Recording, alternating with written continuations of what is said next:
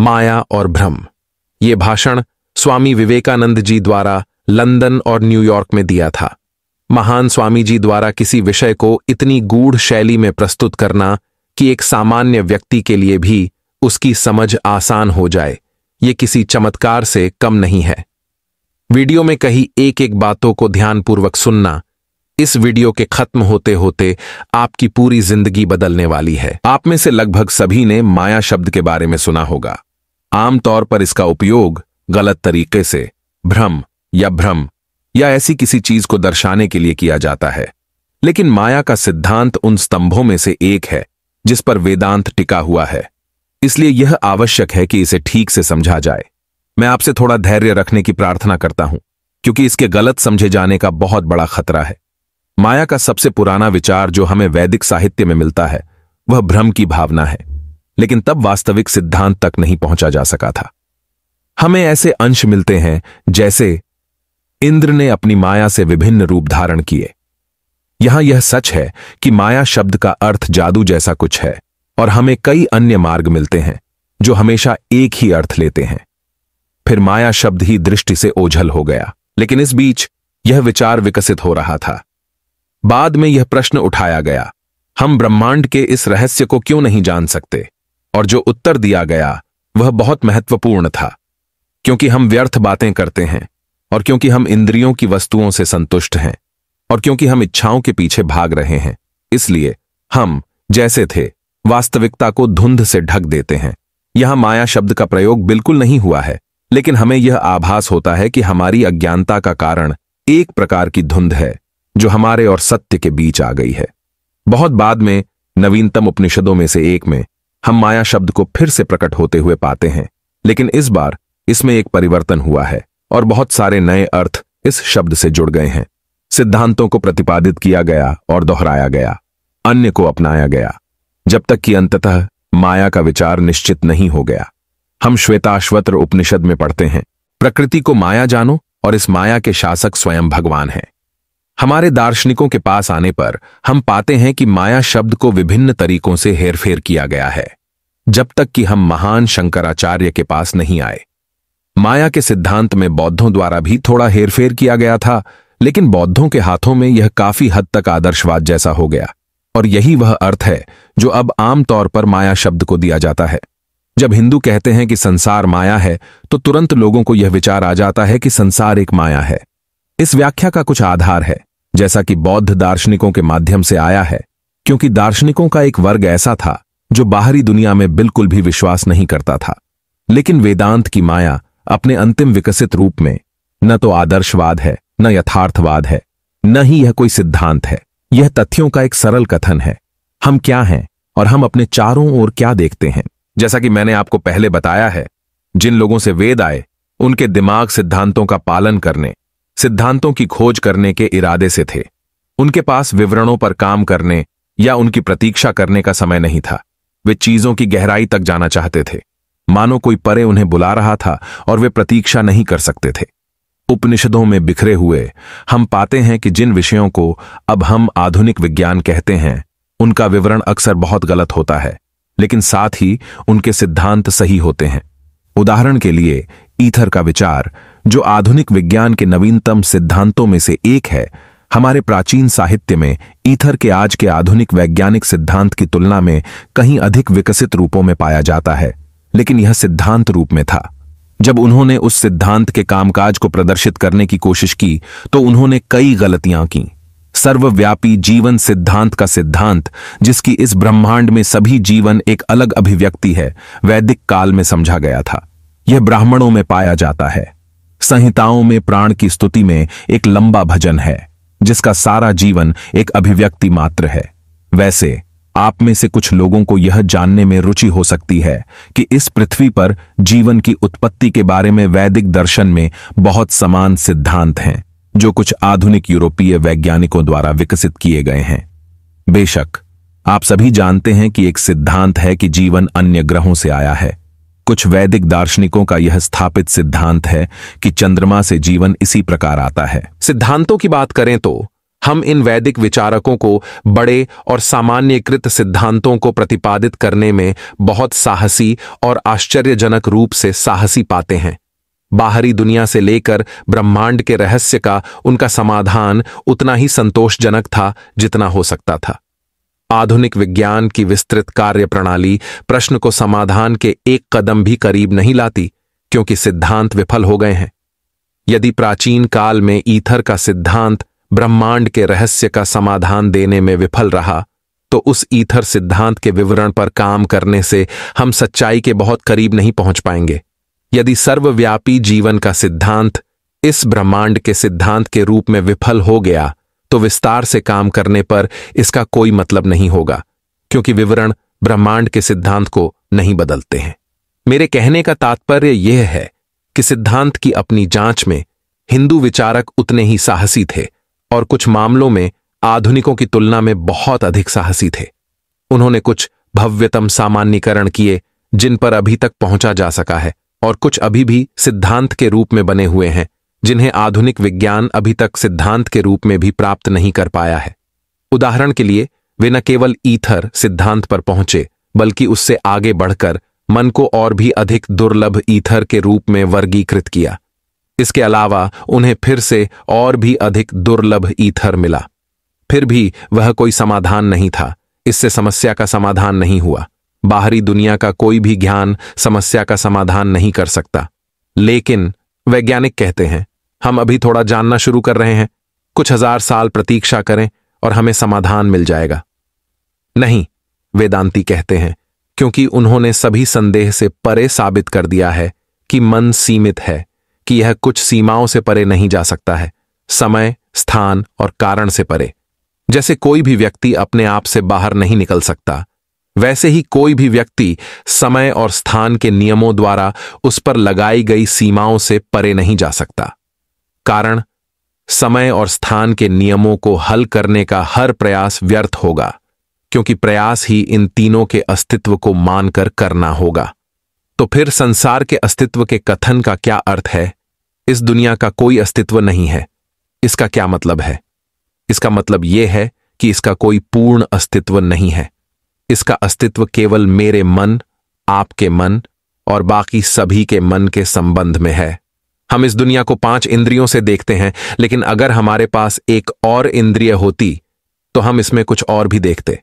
यदि हमारे पास एक और बोध होता तो यह कुछ और ही प्रतीत होता। इसलिए इसका कोई वास्तविक अस्तित्व नहीं है। इसका कोई अपरिवर्तनीय, अचल, अनंत अस्तित्व नहीं है। न ही इसे गैर अस्तित्व कहा जा सकता है, यह देखते हुए कि यह अस्तित्व में है और हम इसमें और इसके माध्यम से काम करने के लिए गुलाम हैं। यह अस्तित्व और अनस्तित्व का मिश्रण है। अमूर्तता से हमारे जीवन के सामान्य रोजमर्रा के विवरण की ओर आते हुए हम पाते हैं कि हमारा पूरा जीवन एक विरोधाभास है। अस्तित्व और गैर अस्तित्व का मिश्रण है। ज्ञान में यह विरोधाभास है। ऐसा प्रतीत होता है कि मनुष्य सब कुछ जान सकता है यदि वह केवल जानना चाहे, लेकिन इससे पहले कि वह कुछ कदम आगे बढ़े, उसे एक कठोर दीवार मिलती है जिसे वह पार नहीं कर सकता। उसका सारा काम एक घेरे में है और वह उस घेरे से आगे नहीं जा सकता। जो समस्याएं उसके सबसे करीब और सबसे प्रिय हैं, वे उसे दिन रात परेशान कर रही हैं और समाधान के लिए बुला रही हैं, लेकिन वह उन्हें हल नहीं कर सकता, क्योंकि वह अपनी बुद्धि से परे नहीं जा सकता है। और फिर भी वह इच्छा उसमें प्रबल रूप से निहित है। फिर भी हम जानते हैं कि इसे नियंत्रित और जांचने से ही भलाई प्राप्त होती है। हर सांस के साथ हमारे दिल का हर आवेग हमें स्वार्थी बनने के लिए कहता है। वहीं हमसे परे भी कोई शक्ति है जो कहती है कि निस्वार्थता ही अच्छी है। प्रत्येक बच्चा जन्मजात आशावादी होता है। वह सुनहरे सपने देखता है। युवावस्था में वह और भी अधिक आशावादी हो जाता है।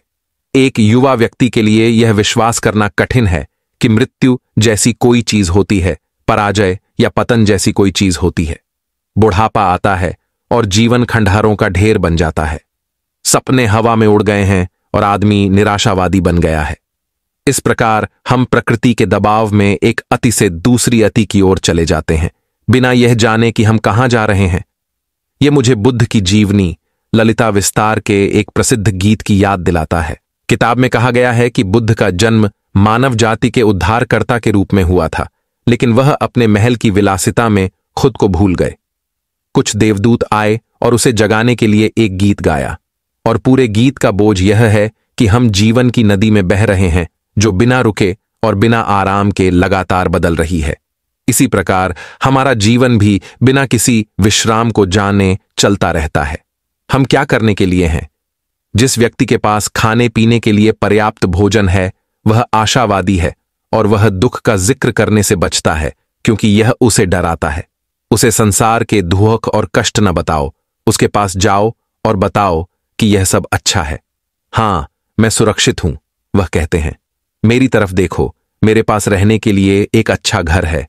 मुझे ठंड और भूख से डर नहीं लगता, इसलिए ये भयानक तस्वीरें मेरे सामने मत लाओ। लेकिन दूसरी ओर कुछ लोग ठंड और भूख से मर रहे हैं।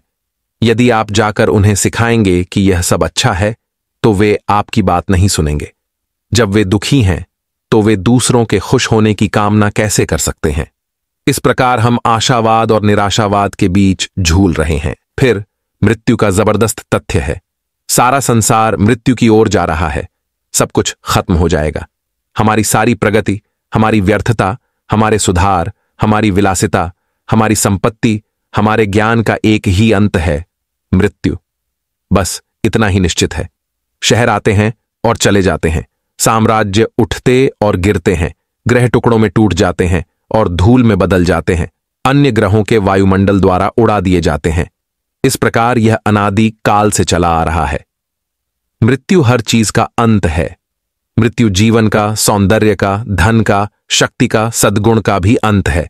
संत मरते हैं और पापी मरते हैं, राजा मरते हैं और भिखारी मरते हैं। वे सभी मृत्यु की ओर जा रहे हैं, और फिर भी जीवन के प्रति यह जबरदस्त पकड़ मौजूद है। किसी तरह, हम नहीं जानते क्यों, हम जीवन से चिपके रहते हैं।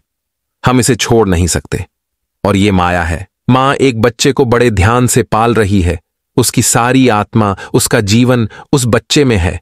बच्चा बड़ा होता है, एक आदमी बन जाता है और संभवतः एक काला रक्षक और एक जानवर बन जाता है। उसे हर दिन लात मारता है और पीटता है, और फिर भी मां बच्चे से लिपटी रहती है। और जब उसका विवेक जागता है, तो वह इसे प्रेम के विचार से ढक देती है।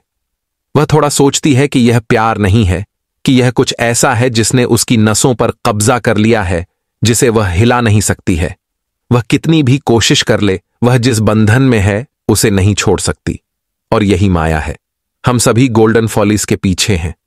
हम में से हर कोई सोचता है कि यह उसका होगा। प्रत्येक समझदार व्यक्ति यह देखता है कि उसका मौका शायद 20 लाखों में से एक है, फिर भी हर कोई इसके लिए संघर्ष करता है। और यह माया है। मौत हमारी इस धरती पर दिन रात पीछा कर रही है, लेकिन साथ ही हम सोचते हैं कि हम अनंत काल तक जीवित रहेंगे। एक बार राजा युधिष्ठिर से एक प्रश्न पूछा गया, इस पृथ्वी पर सबसे अद्भुत चीज क्या है? और राजा ने उत्तर दिया, हमारे चारों ओर हर दिन लोग मर रहे हैं, और फिर भी लोग सोचते हैं कि वे कभी नहीं मरेंगे। और ये माया है। हमारी बुद्धि में, हमारे ज्ञान में, हां, हमारे जीवन के सभी तथ्यों में ये जबरदस्त विरोधाभास हर तरफ हमारा सामना करते हैं। एक सुधारक उठता है और एक निश्चित राष्ट्र में मौजूद बुराइयों को दूर करना चाहता है, और इससे पहले कि उनका समाधान किया जाए, अन्य स्थानों पर हजारों अन्य बुराइयां उत्पन्न हो जाती हैं। यह एक पुराने घर की तरह है जो गिर रहा है। तुम इसे एक जगह पर पैच करते हो और खंडहर दूसरी जगह तक फैल जाता है। भारत में हमारे सुधारक जबरन विधवापन की बुराइयों के खिलाफ चिल्लाते और प्रचार करते हैं। पश्चिम में विवाह न करना सबसे बड़ी बुराई है। एक तरफ अविवाहितों की मदद करें, वे पीड़ित हैं। दूसरी ओर विधवाओं की सहायता करो, वे पीड़ित हैं। यह क्रोनिक गठिया की तरह है। आप सिर से ड्राइव करते हैं और यह शरीर में चला जाता है। आप इसे वहां से चलाते हैं और यह पैरों तक चला जाता है। सुधारक उठते हैं और उपदेश देते हैं कि शिक्षा, धन और संस्कृति कुछ चुनिंदा लोगों के हाथों में नहीं होनी चाहिए, और वे उन्हें सभी के लिए सुलभ बनाने की पूरी कोशिश करते हैं। ये कुछ लोगों के लिए अधिक खुशी ला सकते हैं, लेकिन शायद जैसे जैसे संस्कृति आती है, शारीरिक खुशी कम हो जाती है। सुख का ज्ञान दुख का ज्ञान लाता है। तो फिर हम किस रास्ते से जाएं? हम जिस थोड़ी सी भौतिक समृद्धि का आनंद लेते हैं वह अन्यत्र उतनी ही मात्रा में दुख का कारण बन रही है। यह कानून है। युवा शायद इसे स्पष्ट रूप से नहीं देख पाते हैं, लेकिन जो लोग काफी समय तक जीवित रहे हैं और जिन्होंने काफी संघर्ष किया है वे इसे समझेंगे। और ये माया है। ये चीजें दिन रात चल रही हैं और इस समस्या का समाधान ढूंढना असंभव है। ऐसा क्यों होना चाहिए? इसका उत्तर देना असंभव है क्योंकि प्रश्न को तार्किक रूप से तैयार नहीं किया जा सकता है। वास्तव में न तो कैसे है और न ही क्यों है। हम केवल यह जानते हैं कि यह है और हम इसमें मदद नहीं कर सकते। यहां तक कि इसे समझ पाना, अपने मन में इसकी सटीक छवि बनाना भी हमारी शक्ति से परे है। फिर हम इसे कैसे हल कर सकते हैं? माया इस ब्रह्मांड के तथ्य का एक बयान है कि यह कैसे चल रहा है। आमतौर पर जब लोगों को ये बातें बताई जाती हैं तो वे डर जाते हैं, लेकिन हमें साहसी होना चाहिए। तथ्यों को छुपाना समाधान ढूंढने का तरीका नहीं है। जैसा कि आप सभी जानते हैं, कुत्तों द्वारा शिकार किया गया खरगोश अपना सिर नीचे कर लेता है और अपने आप को सुरक्षित समझता है। इसलिए जब हम आशावाद में दौड़ते हैं, हम खरगोश की तरह ही करते हैं, लेकिन यह कोई उपाय नहीं है। इसके खिलाफ आपत्तियां हैं, लेकिन आप टिप्पणी कर सकते हैं कि ये आम तौर पर उन लोगों की ओर से हैं जिनके पास जीवन की कई अच्छी चीजें हैं। इस देश इंग्लैंड में निराशावादी बनना बहुत कठिन है। हर कोई मुझसे कहता है कि दुनिया कितनी शानदार चल रही है, कितनी प्रगतिशील है, लेकिन वह स्वयं जो है वही उसकी अपनी दुनिया है। पुराने प्रश्न उठते हैं। ईसाई धर्म दुनिया का एकमात्र सच्चा धर्म होना चाहिए क्योंकि ईसाई राष्ट्र समृद्ध हैं, लेकिन यह दावा अपने आप में विरोधाभासी है क्योंकि ईसाई राष्ट्र की समृद्धि गैर ईसाई राष्ट्रों के दुर्भाग्य पर निर्भर करती है। शिकार करने के लिए कुछ तो होंगे ही।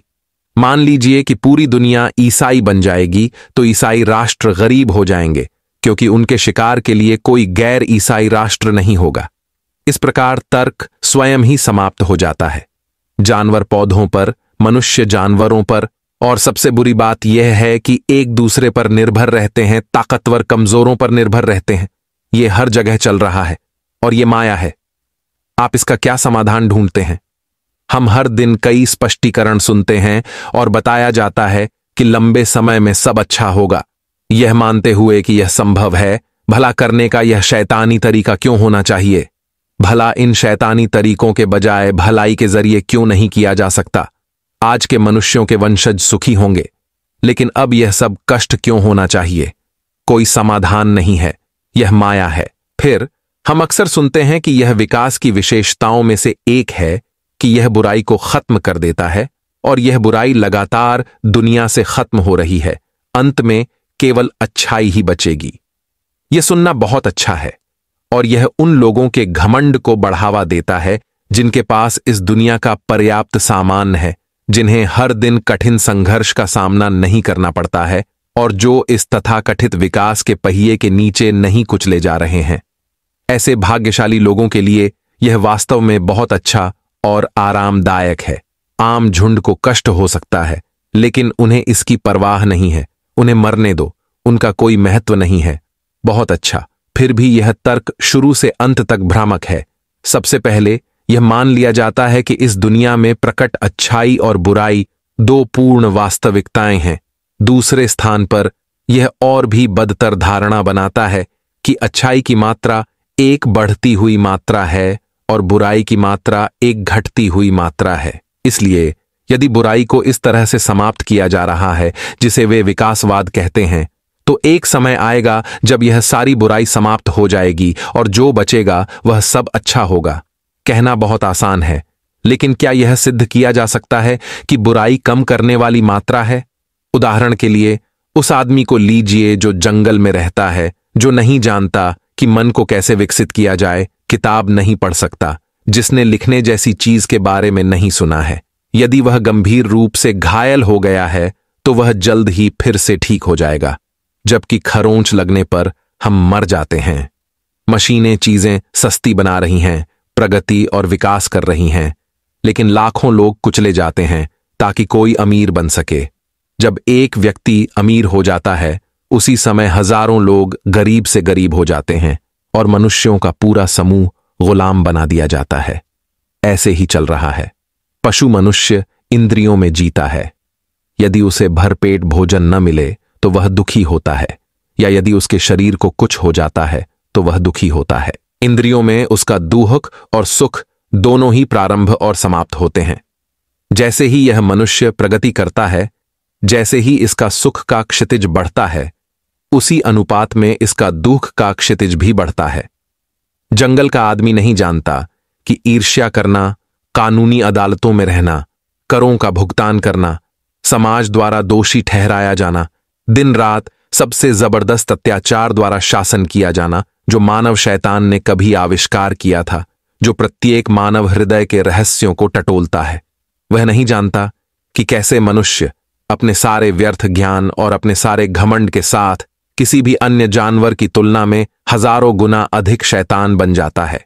इस प्रकार यह है कि जैसे ही हम इंद्रियों से बाहर निकलते हैं, हम आनंद की उच्च शक्तियों को विकसित करते हैं और साथ ही हमें पीड़ा की उच्च शक्तियों को भी विकसित करना पड़ता है।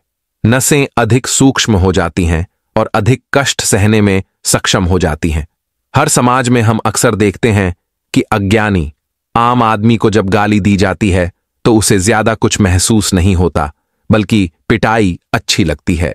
परंतु सज्जन गाली का एक शब्द भी सहन नहीं कर सकते। वह इतना सूक्ष्म रूप से नर्वस हो गया है। सुख के प्रति उसकी संवेदनशीलता के साथ दुख भी बढ़ गया है। यह विकासवादी के मामले को अधिक साबित नहीं करता है। जैसे जैसे हम खुश रहने की अपनी शक्ति बढ़ाते हैं, हम अपनी पीड़ा सहने की शक्ति भी बढ़ाते हैं। और कभी कभी मुझे यह सोचने में रुचि होती है कि यदि हम अंकगणितीय प्रगति में खुश होने की अपनी शक्ति बढ़ाते हैं तो दूसरी ओर ज्यामितीय प्रगति में दुखी होने की हमारी शक्ति भी बढ़ जाएगी। हम जो प्रगति कर रहे हैं वे जानते हैं कि जितना अधिक हम प्रगति करते हैं, दुख के साथ साथ सुख के भी उतने ही अधिक रास्ते खुलते हैं, और ये माया है। इस प्रकार हम पाते हैं कि माया संसार की व्याख्या के लिए कोई सिद्धांत नहीं है।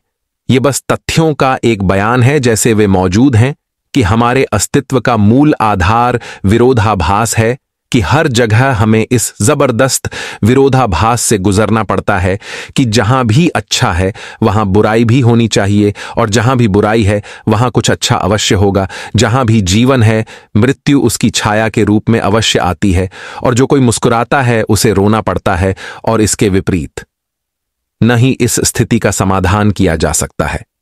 हम वास्तव में कल्पना कर सकते हैं कि एक ऐसी जगह होगी जहां केवल अच्छाई होगी और कोई बुराई नहीं होगी, जहां हम केवल मुस्कुराएंगे और कभी नहीं रोएंगे।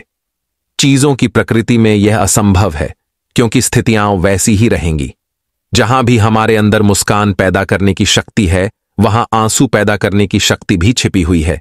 जहां कहीं खुशी पैदा करने की शक्ति है, वहीं कहीं हमें दुखी करने की शक्ति भी छिपी हुई है। इस प्रकार वेदांत दर्शन न तो आशावादी है और न ही निराशावादी। यह इन दोनों विचारों को व्यक्त करता है और चीजों को वैसे ही लेता है जैसे वे हैं। यह स्वीकार करता है कि यह दुनिया अच्छे और बुरे, सुख और दुख का मिश्रण है, और एक को बढ़ाने के लिए एक को दूसरे को बढ़ाना होगा। कभी भी पूरी तरह से अच्छी या बुरी दुनिया नहीं होगी, क्योंकि यह विचार ही विरोधाभासी है। इस विश्लेषण से जो महान रहस्य उजागर हुआ वह यह है कि अच्छा और बुरा दो कटे सूखे अलग अलग अस्तित्व नहीं है। हमारी इस दुनिया में एक भी चीज ऐसी नहीं है जिस पर आप अकेले अच्छा और अच्छा का लेबल लगा सकें, और ब्रह्मांड में एक भी चीज ऐसी नहीं है जिसे आप अकेले बुरा और बुरा कह सकें। वही घटना जो अभी अच्छी प्रतीत हो रही है, कल बुरी प्रतीत हो सकती है। वही चीज जो एक में दुख उत्पन्न कर रही है, वही दूसरे में सुख उत्पन्न कर सकती है। जो आग बच्चे को जला देती है, वही आग भूखे आदमी के लिए अच्छा भोजन बना सकती है। जो नसें दुख की संवेदनाएं ले जाती हैं, वही खुशी की संवेदनाएं भी ले जाती हैं। इसलिए बुराई को रोकने का एकमात्र तरीका अच्छाई को भी रोकना है, और कोई रास्ता नहीं। मृत्यु को रोकने के लिए हमें जीवन को भी रोकना होगा। मृत्यु के बिना जीवन और दुख के बिना खुशी विरोधाभास हैं, और इनमें से किसी को भी अकेले नहीं पाया जा सकता है, क्योंकि उनमें से प्रत्येक एक ही चीज की एक अलग अभिव्यक्ति है। कल जो मैं अच्छा समझता था वह अब अच्छा नहीं लगता। जब मैं अपने जीवन पर नजर डालता हूं और देखता हूं कि अलग अलग समय पर मेरे आदर्श क्या थे, तो मैं यही मानता हूं। एक समय मेरा आदर्श घोड़ों की एक मजबूत जोड़ी चलाना था। एक और समय मैंने सोचा, अगर मैं एक खास तरह की मिठाई बना सकूं तो मुझे पूरी तरह से खुश होना चाहिए। बाद में मैंने सोचा कि अगर मेरे पास पत्नी, बच्चे और ढेर सारा पैसा हो तो मुझे पूरी तरह संतुष्ट होना चाहिए। आज मैं इन सभी आदर्शों को महज बचकानी बकवास कहकर हंसता हूं। वेदांत कहता है, एक समय अवश्य आएगा जब हम पीछे मुड़कर देखेंगे और उन आदर्शों पर हंसेंगे जो हमें अपना व्यक्तित्व छोड़ने से डरते हैं। हम में से हर कोई इस शरीर को अनिश्चित काल के लिए रखना चाहता है, यह सोचकर कि हम बहुत खुश होंगे, लेकिन एक समय आएगा जब हम इस विचार पर हंसेंगे। अब यदि यह सच है तो हम निराशाजनक विरोधाभास की स्थिति में हैं। न अस्तित्व, न गैर अस्तित्व, न दुख और न ही खुशी, बल्कि उनका मिश्रण है। तो फिर वेदांत और अन्य सभी दर्शनों और धर्मों का क्या उपयोग है? और सबसे बढ़कर अच्छा काम करने का क्या फायदा? ये एक ऐसा सवाल है जो मन में आता है। यदि यह सच है कि आप बुरा किए बिना अच्छा नहीं कर सकते और जब भी आप खुशी पैदा करने की कोशिश करेंगे तो हमेशा दुख ही रहेगा, तो लोग आपसे पूछेंगे, अच्छा करने का क्या फायदा? उत्तर सबसे पहले यह है कि हमें दुख को कम करने के लिए काम करना चाहिए, क्योंकि यही खुद को खुश करने का एकमात्र तरीका है। हम में से प्रत्येक को अपने जीवन में देर सबेर इसका पता चल ही जाता है। प्रतिभाशाली लोगों को इसका पता थोड़ा पहले लगता है और मंद लोगों को थोड़ी देर बाद। सुस्त लोग खोज के लिए बहुत महंगी कीमत चुकाते हैं और प्रतिभाशाली लोग कम कीमत चुकाते हैं। दूसरे स्थान पर हमें अपना कर्तव्य निभाना चाहिए, क्योंकि विरोधाभास के इस जीवन से बाहर निकलने का यही एकमात्र तरीका है। अच्छाई और बुराई की दोनों ताकतें ब्रह्मांड को हमारे लिए तब तक जीवित रखेंगी जब तक हम अपने सपनों से जाग नहीं जाते और मिट्टी के ढेरों की इस इमारत को छोड़ नहीं देते। वह सबक हमें सीखना होगा और इसे सीखने में बहुत लंबा समय लगेगा। जर्मनी में इस आधार पर दर्शन शास्त्र की एक प्रणाली बनाने का प्रयास किया गया है कि अनंत सीमित हो गया है। ऐसी कोशिशें इंग्लैंड में भी होती रहती हैं और इन दार्शनिकों की स्थिति का विश्लेषण यह है कि अनंत इस ब्रह्मांड में खुद को अभिव्यक्त करने की कोशिश कर रहा है और एक समय आएगा जब अनंत ऐसा करने में सफल होगा। यह सब बहुत अच्छा है और हमने अनंत और अभिव्यक्ति इत्यादि शब्दों का उपयोग किया है, लेकिन दार्शनिक स्वाभाविक रूप से इस कथन के लिए एक तार्किक मौलिक आधार की मांग करते हैं कि सीमित अनंत को पूरी तरह से व्यक्त कर सकता है। निरपेक्ष और अनंत, यह ब्रह्मांड केवल सीमा द्वारा ही बन सकता है। वह सब कुछ सीमित होना चाहिए जो इंद्रियों के माध्यम से या मन के माध्यम से या बुद्धि के माध्यम से आता है, और सीमित के लिए असीमित होना बिल्कुल बेतुका है और कभी नहीं हो सकता। दूसरी ओर वेदांत कहता है कि यह सच है कि निरपेक्ष या अनंत खुद को सीमित में व्यक्त करने की कोशिश कर रहा है, लेकिन एक समय आएगा जब उसे लगेगा कि यह असंभव है और फिर उसे हराना होगा एक रिट्रीट, और इस बीटिंग रिट्रीट का अर्थ है त्याग, जो कि धर्म की वास्तविक शुरुआत है। आजकल त्याग की बात करना भी बहुत कठिन है। अमेरिका में मेरे बारे में कहा जाता था कि मैं एक ऐसा व्यक्ति था जो 5000 वर्षों से मृत और दबी हुई भूमि से आया था और त्याग की बात करता था। ऐसा शायद अंग्रेजी दार्शनिक कहते हैं। फिर भी यह सत्य है कि धर्म का एकमात्र मार्ग यही है, त्याग करो और छोड़ दो। ईसा मसीह ने क्या कहा? जो मेरे लिए अपना प्राण खोएगा वह उसे पाएगा। उन्होंने बार बार त्याग को पूर्णता का एकमात्र मार्ग बताया। एक समय आता है जब मन इस लंबे और नीरस सपने से जागता है। बच्चा अपना खेल छोड़ देता है और अपनी मां के पास वापस जाना चाहता है।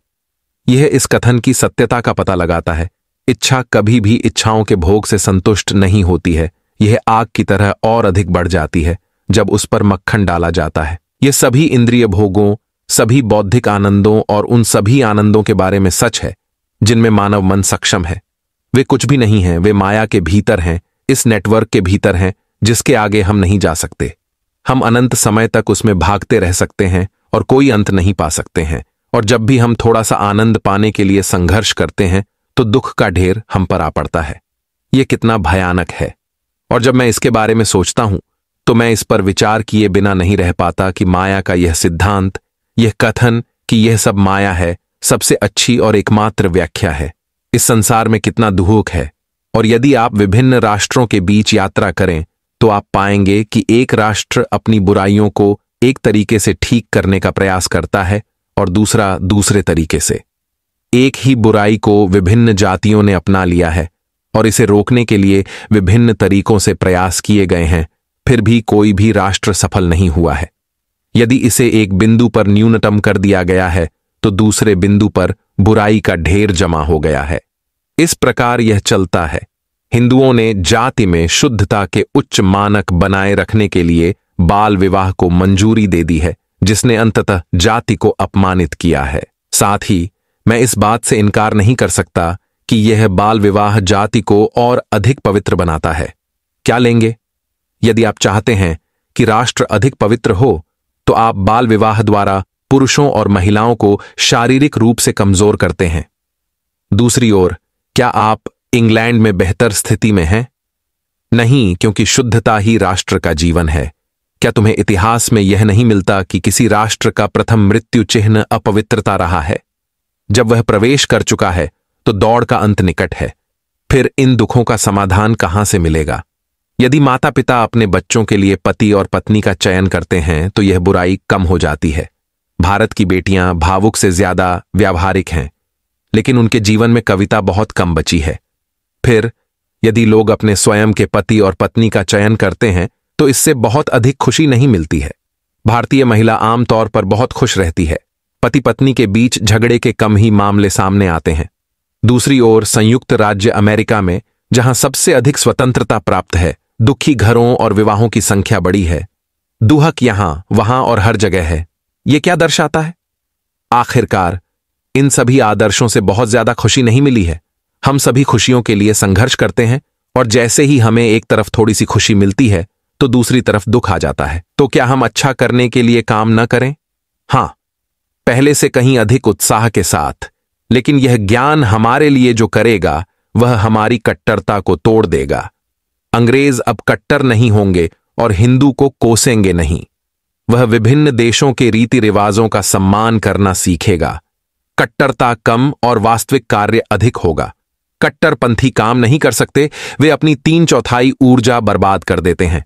यह शांत चित्त, शांत व्यावहारिक व्यक्ति है जो काम करता है, तो इस विचार से काम करने की शक्ति बढ़ेगी। ये जानकर के हालात ये हैं और धैर्य होगा। दुख या बुराई की दृष्टि हमारा संतुलन नहीं बिगाड़ पाएगी और हमें परछाइयों के पीछे भागने पर मजबूर नहीं करेगी। इसलिए यह जानते हुए कि दुनिया को अपने तरीके से चलना होगा, धैर्य हमारे पास आएगा। उदाहरण के लिए, यदि सभी मनुष्य अच्छे हो गए हैं तो इस बीच जानवर भी मनुष्य के रूप में विकसित हो गए होंगे और उन्हें भी उसी अवस्था से गुजरना होगा, और पौधों के साथ भी ऐसा ही होगा। लेकिन केवल एक बात निश्चित है, शक्तिशाली नदी समुद्र की ओर बढ़ रही है और धारा बनाने वाली सभी बूंदें समय के साथ उस असीम महासागर में खींची जाएंगी। तो इस जीवन में इसके सभी दुखों और इसकी खुशियों और मुस्कुराहट और आंसुओं के साथ एक बात निश्चित है कि सभी चीजें अपने लक्ष्य की ओर तेजी से बढ़ रही हैं, और यह केवल समय का सवाल है जब आप और मैं और पौधे और जानवरों और जीवन के प्रत्येक कण को पूर्णता के अनंत महासागर तक पहुंचना चाहिए, स्वतंत्रता को प्राप्त करना चाहिए, ईश्वर को प्राप्त करना चाहिए। मैं एक बार फिर दोहरा दूं कि वेदांतिक स्थिति न तो निराशावाद है और न ही आशावाद। यह नहीं कहता कि यह दुनिया पूरी तरह बुरी या अच्छी है। यह कहता है कि हमारी बुराई हमारी अच्छाई से कम मूल्यवान नहीं है और हमारी अच्छाई हमारी बुराई से अधिक मूल्यवान नहीं है। वे एक साथ बंधे हुए हैं। यही संसार है। इसे जानकर तुम धैर्य से काम लो। किस लिए? हमें काम क्यों करना चाहिए? यदि यह स्थिति है तो हम क्या करें? अज्ञेयवादी क्यों नहीं बन जाते? आधुनिक अज्ञेयवादी भी जानते हैं कि इस समस्या का कोई समाधान नहीं है। माया की इस बुराई से बाहर निकलना संभव नहीं है, जैसा कि हम अपनी भाषा में कहते हैं।